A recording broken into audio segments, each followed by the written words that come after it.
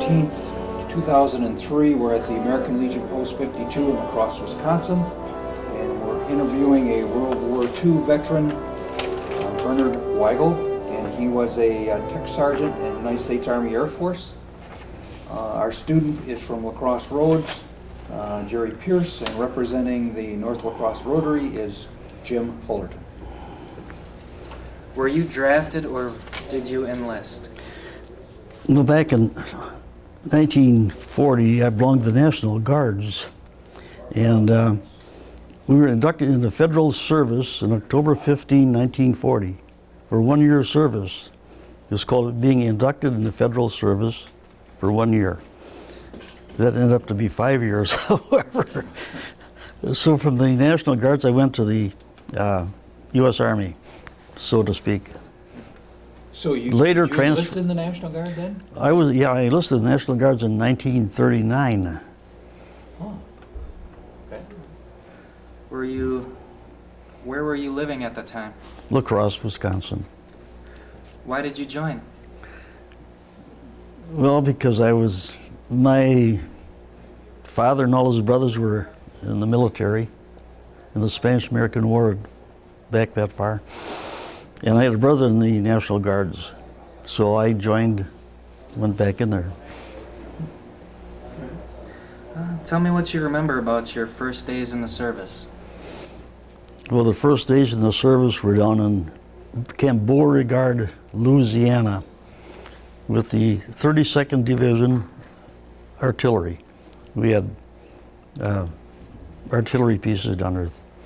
And the first few days was terrible.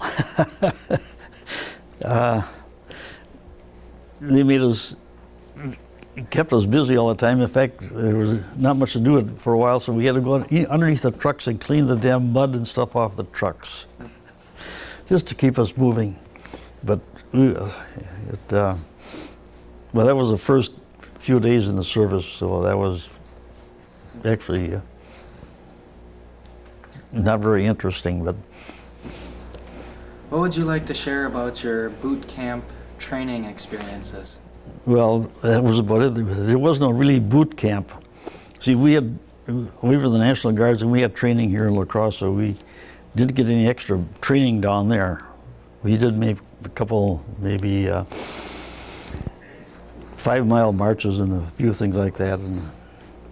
But being in the artillery, we didn't even carry an automatic rifle. So we had a sidearm. We had a 45 Colt sidearm that we could. In 1939, when you joined, you said the training was in La Crosse. Did they have artillery pieces? Oh yeah, out on South Avenue. We had a building out there. In fact, prior to 1939, they even had horse-drawn artillery caissons out there.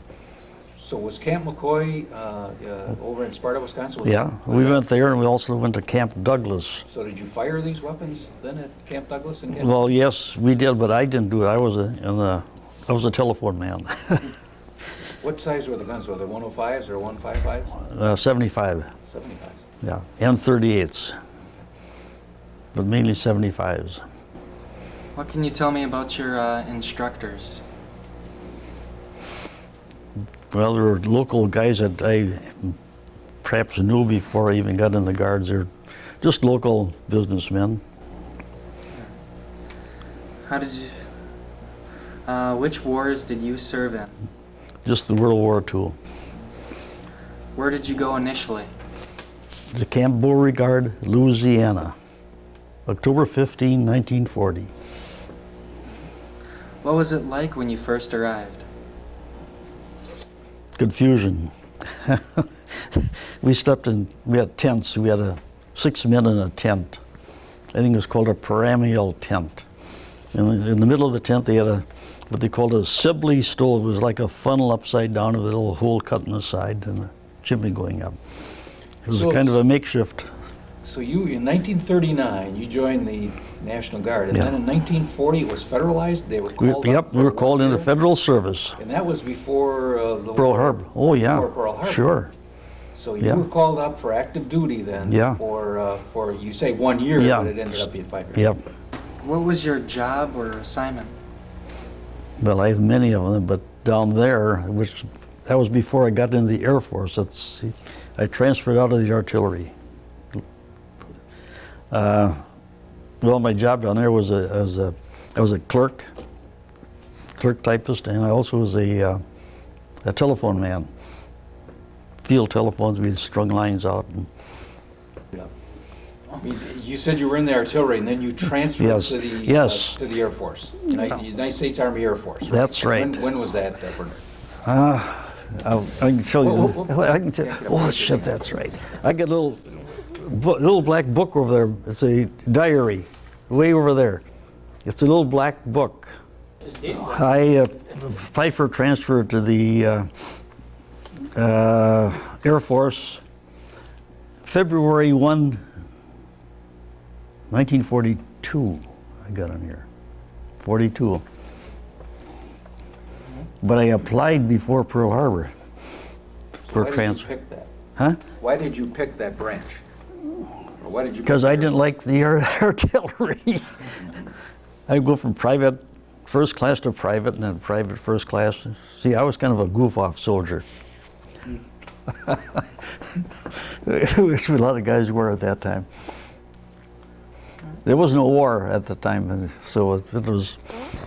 So what kind of training did you have when you went into the Air Corps then? Well, at first, in fact, when I first went to the Jackson Army Air Base in Jackson, Mississippi, I was a clerk, and I worked in the headquarters.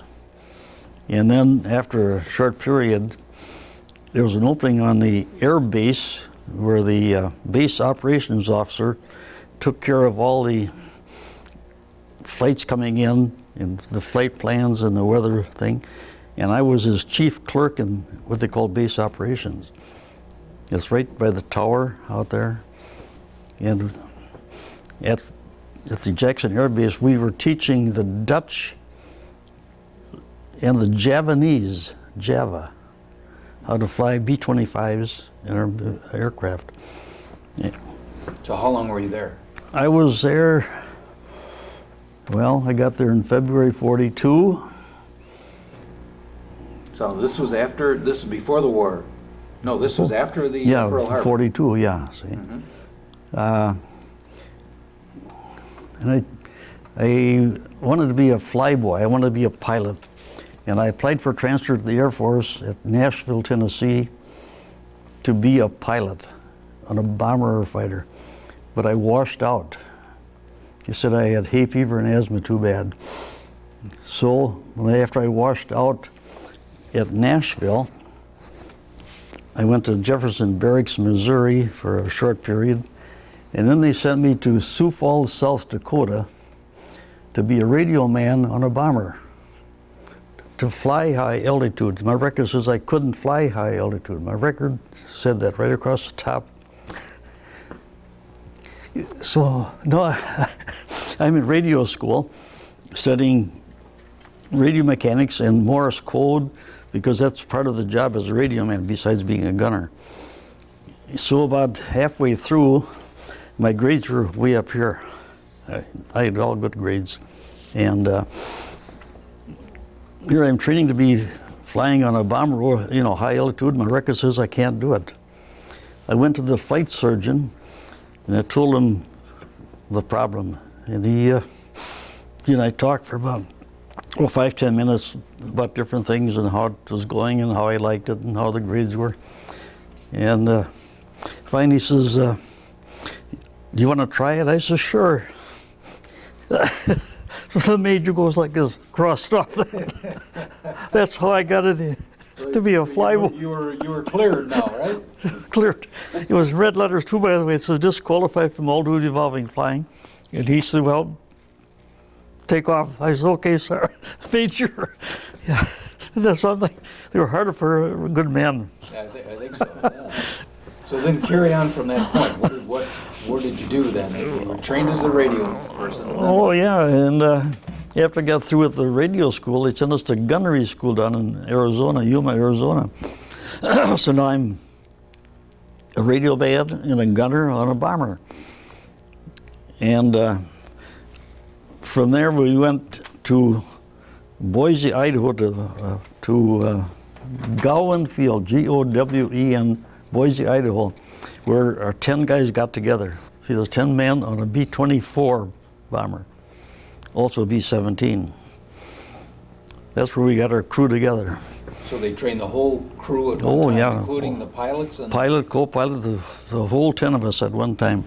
So what did they have in those bombers? Pilot, co-pilot, Navigator, radioman? bombardier, radio man, bombardier, navigator, engineer who was the top turret gunner, the radio man, and nose gunner, tail gunner, and waist gunners. We had 10 men on there. 6 enlisted men and 4 officers. So where was your gun located? I was by the number 3 engine, which is from the front. You look, it's on the left. I had a little window about so big, and there was out there, and I had a little desk about this big, and I had the key. I had to keep a log of what went on. So it was all Morse code? But yeah. That was also that was one duty, but I was also a gunner. As soon as we got to the target and there was any big problems, I was back in the waist then, manning a gun. So after the whole crew got trained, then what did you do? Well, then we went overseas. Then we got a brand new airplane out of Willow Run, made by Ford Motor Company. Slick as, smelled like a new car even. I think it had maybe 20 hours on the engines. And we took that plane and we flew to Manchester, New Hampshire. And from there to Goose Bay, Labrador, then to Iceland, and then to Wales. So we took a brand new airplane all by our lonesome over there. There were other planes that did the same thing, but there was no formation or anything. When it's time to go, you just take off, and we went. So we flew overseas. So was there an Air Force base in Wales then? Well, there was a place to land, yeah. But I was at Wales just a short while, and then we went back into Ireland for another, about 4 weeks of training, additional training. And from there we went over into England to a base called Adelbridge, Attelbrid, Adelbridge. It's at Norwich, England. And on that base there were 4 squadrons. And the group was the 466th Bomb Group, and we were one of the 4 squadrons in there. I was in the 787th Squadron, which consisted of about maybe 24 crews. So let's see, there were maybe 80 crews of 10 men each at that base. And that's where we continued our training and finally got to fly over Germany as a... What year was that? Do you remember? That was 44. 1944, when you got to England. Yep. Okay. Got to Wales. No, I didn't say that. No, in July. It was in July. July of 1944? Yeah. Okay, all right. Did you see combat? Yes, I did. I got credit for 34 bombing missions over Germany. So that started in 1944? 4 until 45. Until 1945. Yeah, till April 45. Yeah.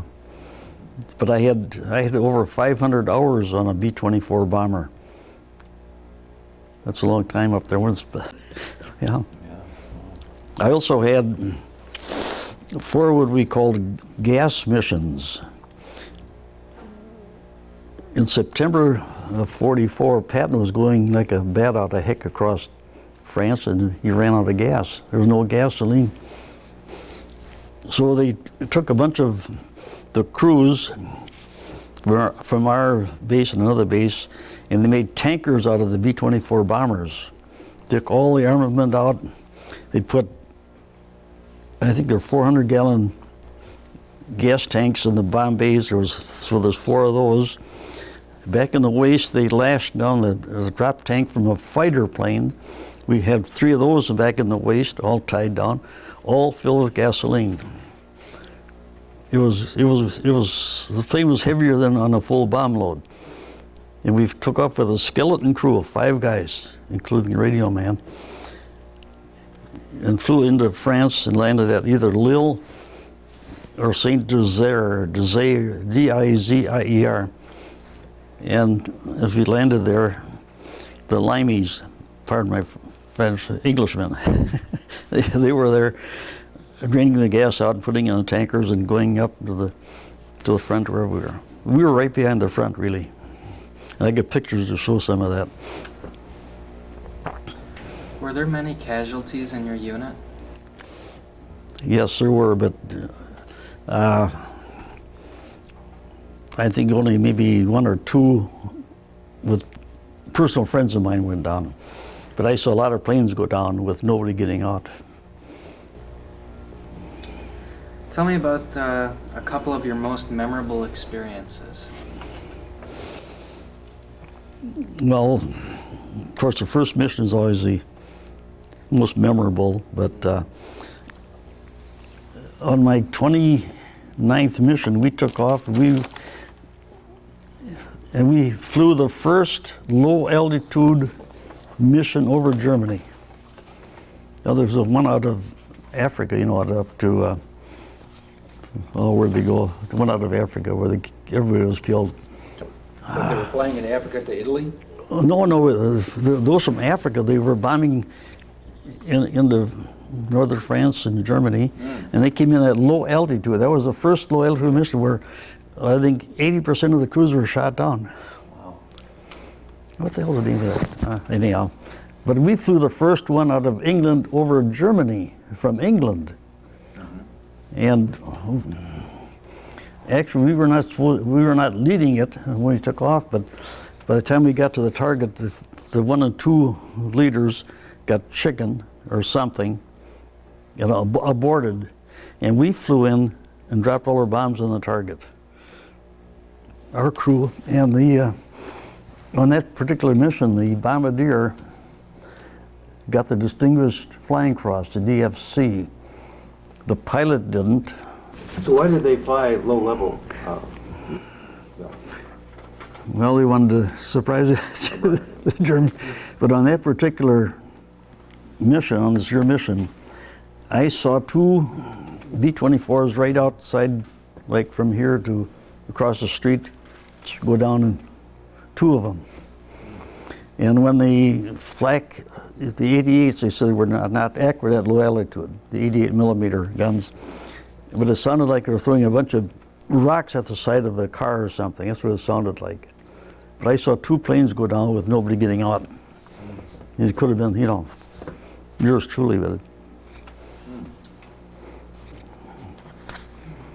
There's some interesting stuff. You have to really read this here to appreciate it. So you said you had 54 missions? 34. 34 missions. 34. And what was the average? Have you got any idea? Well, yeah. It was 25 for gunners, and for radio men and engineers, it was 35. There were fewer engineers and radio men than there were gunners. We were all gunners, but we had additional duty. So we had to fly 35. The reason I flew 34, I was a little, I call it flak happy.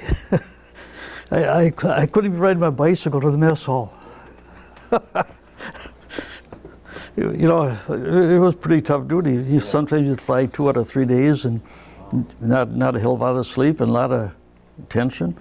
And so I was called it flak happy. And by the way, after so many missions, they would take maybe 6, 7 crews and take them to a rest home in England. You know, they called it a rest home. Well, I got all the information in here on some of that. And we spent maybe a week there. We put civilian clothes on. Didn't have to do a damn thing with the airplanes. We had the restaurant record. Yeah, R&R. That's what it was. Yeah. So I was there for a week too. That was later on. Why don't you ask him the last question? Were you awarded any medals or citations? Yeah, I got a half a dozen of them. Can you elaborate on how you got them? Well, the main one was the Air Medal, and that was for being in combat. I got, after so many missions, you got the medal, and after another 6 or so, you got what they called an oak leaf cluster, which is another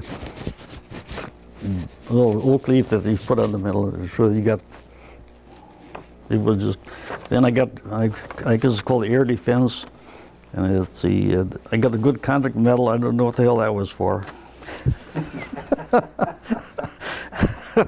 I think everybody, if you didn't get thrown in the jug too often, you got the Good Conduct Medal. And I got the Air Offensive Medal over Europe, and I don't know. The European Theater Medal, you know, I got them in a shadow box at home. I got the 6 medals in there, hanging on the wall. How did you stay in touch with your family while you were overseas? By V-mail, not email, but V-mail. We had, it was a little sheet of paper about so big, and we could write it on there, and then they'd imprint it and put it in a real small package, and they flew those back home. It was called V-mail. Not E, but V-mail, victory medal, or mail.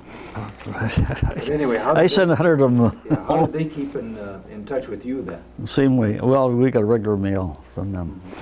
Yeah. So the mail service was pretty good? Yeah, it wasn't too bad. Yeah.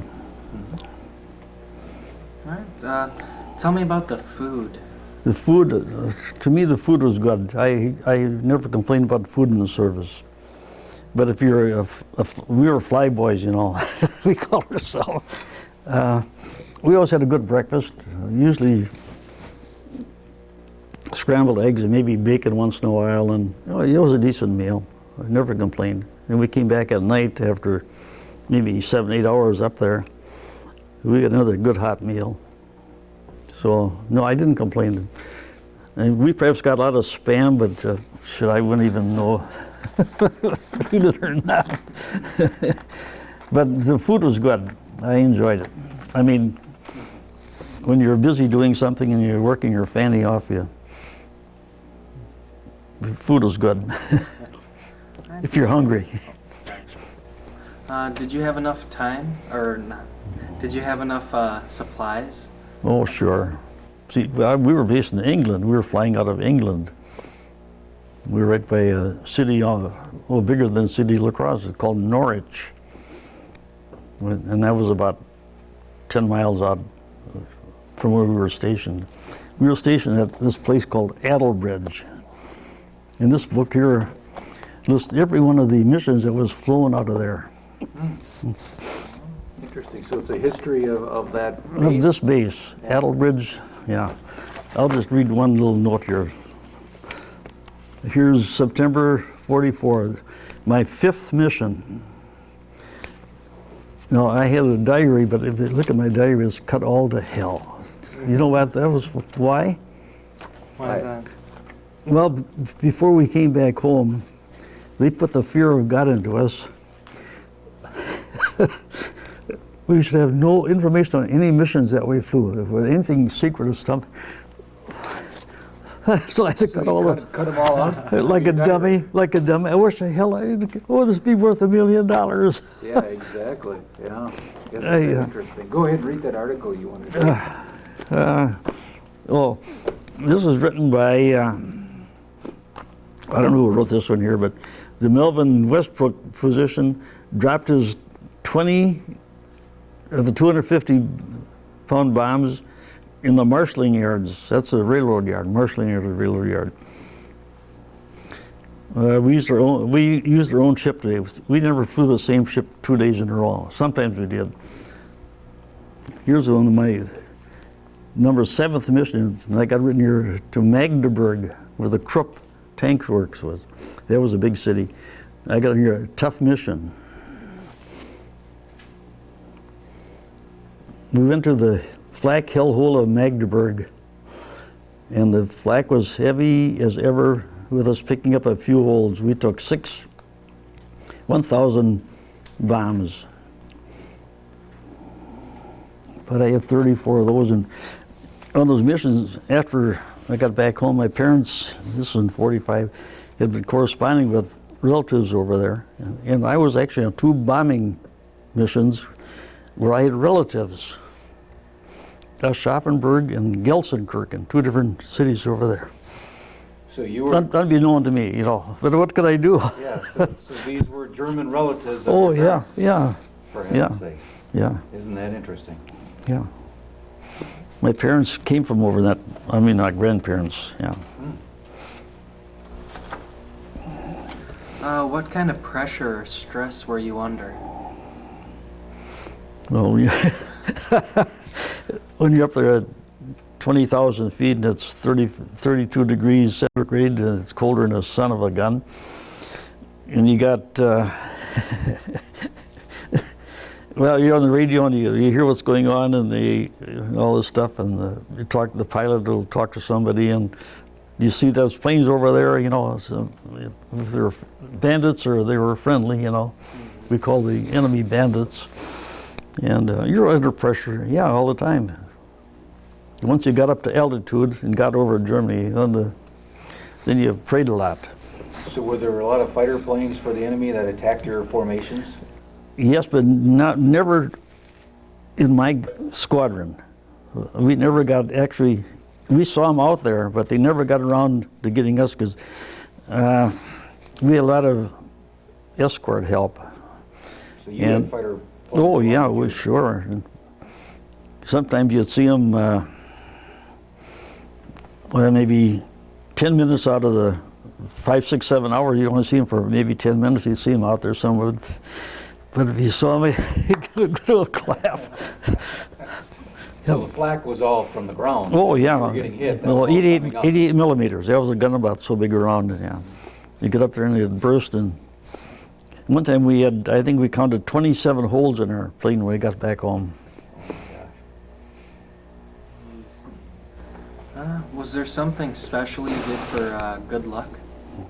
I happened to be Catholic, and I had a crucifix and a couple of medals that my mother gave me or friends gave me. I carried them all the time.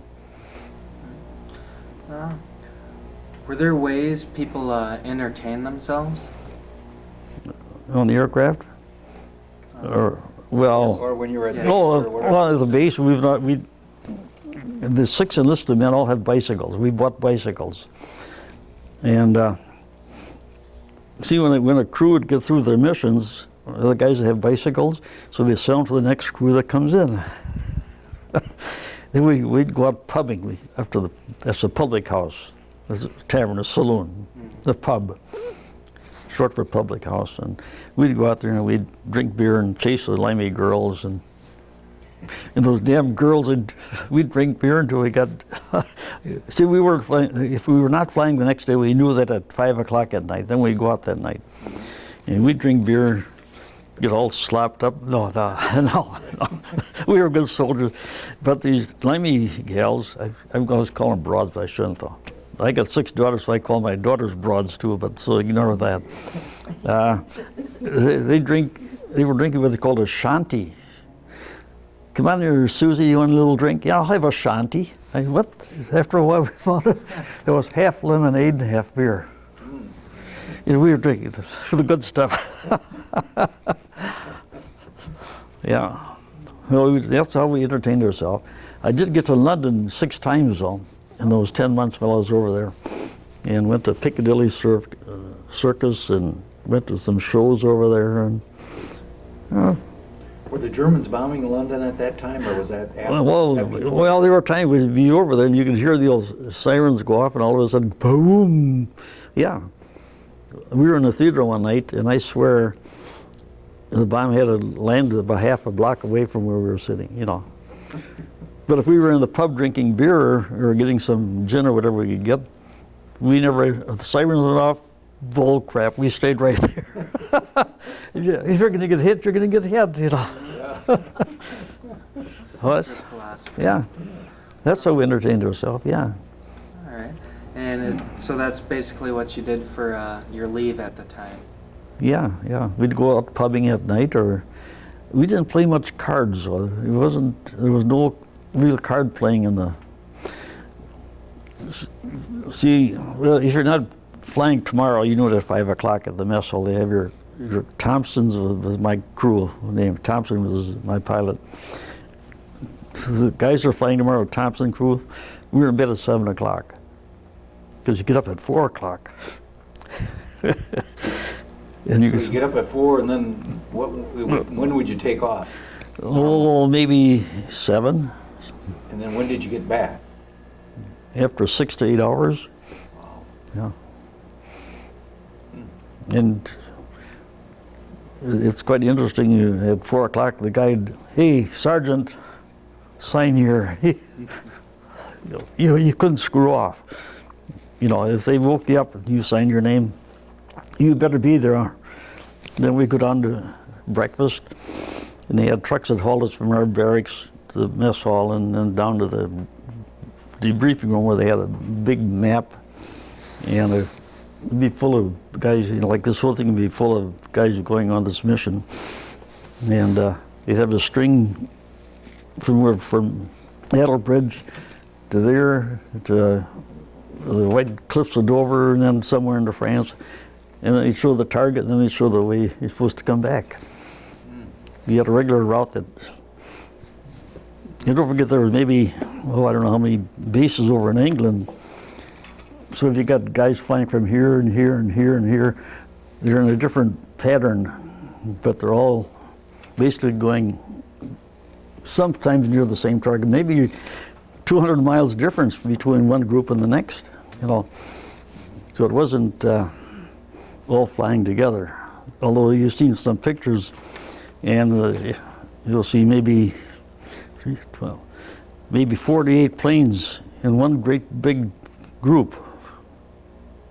You know, we flew 3, 3, 3, and 3 in a squadron. And there's 4 squadrons, and there's another bunch over here like that. And sometimes it was a pretty sight when the contrails, when the exhaust lit up. You've seen the bombers go over here, or the whole sky is full of contrails, just beautiful. Do you recall any humorous or unusual event? Yeah, but I can't tell them from this lady here. We'll skip that question then. Well, no, she's I know she's more than 12, but when you had to go to the latrine in a bomber, there's no toilets, you know. We had what they called a relief tube. It was like a funnel upside down with a hose going outside the airplane. So if you get, you're able to get it in there, you know, when it's colder, you got about 6 layers of clothing on. But anyhow, the humorous part of this is that half the time the damn thing was frozen up. But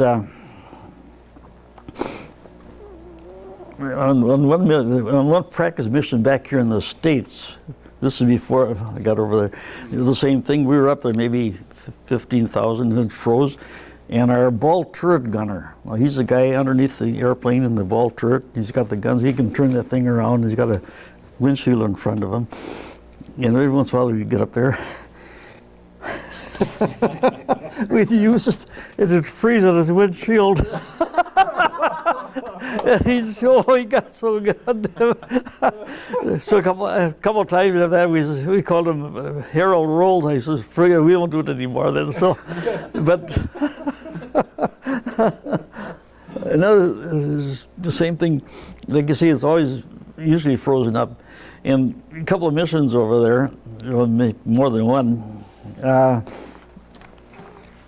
It was frozen up. You had to relieve yourself. You know, the catwalk from the front of the airplane, the back is about so big, and the bomb bays, it's a corrugated side on a B-24. And I have to say 20 because 17s, they get all the glory. But that thing, and it would come about this wide, and it'd go up to here. So we'd do our job along the side like that. And there's one time it froze it up. couldn't get the bomb roll. So it was my job as radio man when I was to check the bomb bay doors before we got to a target, and I had to go down and operate the lever, and the damn thing was froze shut. So I called the pilot. Radio to pilot. Froze shut. Pilot to engineer, get down there and get that door opened up. He's with what? He's get a screwdriver or whatever he gets. So he gets a portable oxygen. We're on oxygen, you know. And he's got a portable oxygen bottle which he straps on. He's just got the one thing here, and he's down there chopping his Frozen matter out of there, huh? Wow. No, this is this shit. It's written up in some of the stuff I got here by somebody else. But that's what actually happened. That's some of the funny things. And it is, but back in the States when we did that, we would do overseas because we were according to the book, we were towing the line. Why this is what you do and what you don't do. We were a good crew. We were strictly 100% towing the line. But we did it over on the state side when we call practice missions. Do you have any photographs to share with us? I got a whole bunch of them in here. You want to just show us some, and we can maybe take them out of there. We can hold them up to the camera. The ones that you'd like to show. Oh, there's my B-24. See, that's where I sat, right there. So this is a B-24. And Yep. where did you? Right there by the number 3 engine. See the little So you on the sat left on the other left side side. of On the this. left side, yeah. Okay. All right. Yeah. Oh, here's my crew. Yeah, I'll show you. There's the motley crew. Okay. Can you show us which one you are on there? No, this good-looking one. This is Weigel here. Oh yeah. Yeah. There he is, right over here. Did you have hair then? Yeah, but not a hell of a lot. I started going when I was 17. And your pilot was Thompson? Yeah, Russell A. Thompson. He ended up being a doctor. So you had him the whole 34 missions that Yep. you were on? Yes. And that was called the Thompson crew? Yep, it was the Thompson crew. That was taken in Boise, Idaho. And Right. that's us again there. That's This your is the crew. whole crew over here. This is taken in Boise, Idaho. 36, 79 guys. Okay. And this is where you were training with your full crew at Yeah, Boise, that's Idaho. where we got together, yeah. And then this says France on the top one there. Well, I'm going to explain these gasoline. This is a bunch of bombers that I took a picture of with my camera. Oh. And I wasn't supposed to have a camera. And this is one of It the... says gas mission. That's a gas mission that you told us yeah, about. 4 of those, yeah. Okay. Great. Oh, here shows us on their bicycles. Okay. It's the one right here. This is the crew. And the number on that ship says 936. Does that mean anything, or did they just... Nah, they have big numbers on them. So you had parachutes on? Well, no, we didn't. The pilot and co-pilot had backpacks, but we carried a parachute, which was like a big football. And we had a harness. And there were 2 big loops up here. So if you had to use a parachute, you'd pick up your parachute and you'd snap it on there. You didn't wear the parachute. Oh, okay. And So you had that sitting next to you or whatever? Oh, yeah, or tied to your leg. Yeah. So it wouldn't, if you got to control it, it was right there. You know what you know what a Mae West is? Yeah, so if you went in the water, you'd Yeah. float. Put a little capsule in there and blow it up. Yeah, we carried those. We had an electric flying suit on. An electric flying suit? Yeah, we had electric suits on underneath. Yeah, just a thin, yeah, just like electric blanket. And you plug it in the wall and turn the thing on. Oh, be darned. We even had gloves, electric gloves that keep your hands warm. At least I had. I don't know if the gunners had them or not. Well, this is my best buddy in the service, a guy from Louisiana. What was his name, Bernard? Judson Vernon Brazelton. He's passed away now. What did you think of the fellow officers and fellow soldiers that you were with? We were all knit together like long-lost brothers. Yeah. We all got along famously. Yes, I've seen that you keep a personal diary here. Yeah. Did you just start keeping that 1940. 1940? Yeah. In the front, I got the dates where I went different bases, see. But this is what teased me off. I had to cut all this stuff out. I had so much good information about what happened, and but I didn't want to lose my stripes. Oh, yeah. They put the fear of God into you, you know. You don't take that stuff back home, you know. What the hell could do back here anyhow? Yeah, I know Anyhow. the feeling. All right, we'll move on there. Do you recall the day your service ended? Yeah, I don't know. I'm just happier than hell. That's all. I don't know. The date, I could look in there. If you just want to describe what it was like. And It was to Magdeburg, Germany. I know that, and it was a tough mission, but we came back with no problems. I don't know what the hell. So then your last mission was over? You just said- Magdeburg. Yeah. Then you landed back in England, and then what happened? Well, then after about 3 weeks, we went up to Glasgow, got on the Queen Elizabeth. I came back on the Queen Elizabeth. So this must have been 1945. Was this Yep. after? This was April. I arrived in New York on Friday the 13th in April. Roosevelt died the day before. In 1945? Yep. And the war was still going on in Germany? Yes, yeah.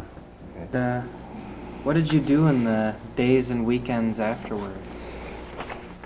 Well, I spent about 2 weeks and then I went to work. Oh, wow, 2 weeks. Yeah. I went to work for WWII Roosevelt. So 1945, in April 45, you arrived back in the United States. How long before you were mustered out? Oh, 6 weeks. I had 2 weeks home, 2 weeks at Miami Beach, and then maybe 5 weeks. So what Air Force base were you released from? Fort Sheridan. Fort Sheridan, yeah. Okay. All right, did you utilize any of the GI Bill? No, but I used the what they called on-the-job training when I went to work for Roosevelt. For about 6 months, I had that. It wasn't a hell of a lot of money, but they paid you something. Did you make any close friendships while you were in the service? Sure. Yeah. Can you explain any of the guys that you were friends with or kept contact with? Well, I still contact my pilot and my co-pilot and the ball turret gunner. So they're still all living at this point? Yeah, that's all I know of, yeah. Okay. And did you join a veterans organization? Yeah, I joined the VFW and I joined the American Legion. And I was in the Air Force Reserves in Minneapolis for about almost a year after I got back. What did you do or go on to after the war for a career? I went to work for an electrical distributor called WWII Roosevelt. And I was about 4 or 5 years as a price clerk, and then the sales job opened up and I applied and I got the salesman job. And the last 11 years I was a sales manager. I had 4 salesmen for me and about 10, 12 guys working for me. Did your military experience influence your thinking about the war or about the military in general? Yeah, I think my experience had helped me a hell of a lot. I don't know, sometimes I wonder about the war over there, but what the hell, I was in a war where we had a fight. Mm-hmm. There was a good reason for it. You said you had belonged to the governor's, what was that called? Governor's Guard? Governor's Guard. Are you active in that? Yeah, we meet once a month, right in this room here. Right, the American Legion Post 52 Right here in this across room. Wisconsin. Yeah. And you pledge allegiance to the flag, that's number one. Good. Good. I want to show you a picture here. Here's a picture of yours truly standing inside the aircraft with that engine feathered. Do you know what that is, don't you? When you feather an engine? So that's when you were in the air and you stop the engine? Yeah, but you know, the blades are about so wide and you turn them into the wind. Okay. And there's me standing there, you know, with my uniform, with the, what you call it, on the harness and all this stuff. And see what I got in my hand here? That's an escape kit. We were all supposed to carry an escape kit, and I had that thing at my desk tied to my leg. In that escape kit, I had medicine, rations, a pair of black shoes. See on the continent, it's all black shoes. All the GIs wear brown shoes. So if you were shot down and you had your brown shoes on, why they shoot you right now? So we'd change shoes to a pair of black. There's a pair of black shoes in there. And I had a compass, a little small compass as big as a dime. Had a couple of silk maps in there. Well, I don't know if I can find So you one. never had to use that? No, thank God. Yeah, that's interesting how that was put together. But when we come back on 3 engines in place of 4, then you pray a lot to them. No, Yeah, I can imagine. Yeah. Well, I mean, you get back okay, but you lose your formation, and when you're coming in for landing, you have to keep the engine that's dead up. You can't have the engine down because they have to have the extra power. So we have to circle one way only, then land with it. do you attend any reunions? I did in April of this year, went down to New Orleans for my group reunion. And which every guy down there was over 80 years old. What important lessons did you learn from your time as a veteran that you would like to pass along for future generations? Well, I think the Army makes a man out of a boy, number one, and you learn to take orders. When they say squat, you squat, so to speak. Oh. Is there anything you would like to add that we have not covered so far? No, except like you can see, it makes a man out of a boy. So how old were you when you went in, and how old were you when you got out? I was 20 years old. 20 years old when you went in. Yeah. So would you recommend that for other 20-year-olds to go into Yes, I Air would. Force or Army? Or That's where I would, yeah. And it's a good life. what do you, just since we got a few minutes, what do you think about the war, the present war in Iraq? I don't know. I can't. Could have been a mistake, but I think we did the right thing. But going back to Pearl Harbor, I think that was the right thing that we did over there. Or bombing in Japan, I mean, that with the atomic bomb, I think that was the right thing to do. Speaking of present war and... Well, Bernard, thank you very much for being here and sharing your memories. And we hope future generations will be able to look at it and understand what a radio man did on a B-24, right? Yep, I kept the log.